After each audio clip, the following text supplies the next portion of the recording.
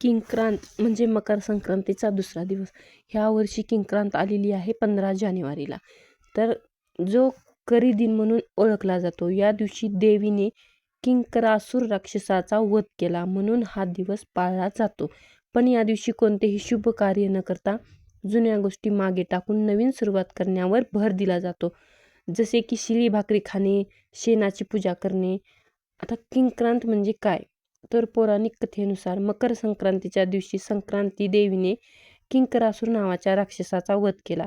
त्याच्या नावावरून या दिवसाला किंक्रांत म्हणतात. करीदिन म्हणजे काय? या दिवसाला पंचांगानुसार करीदिन असंही म्हणतात, ज्याचा अर्थ काळा दिवस किंवा अशुभ असा असू शकतो. म्हणून या दिवशी शुभ कामे टाळली जातात. या दिवशी काय करतात मग?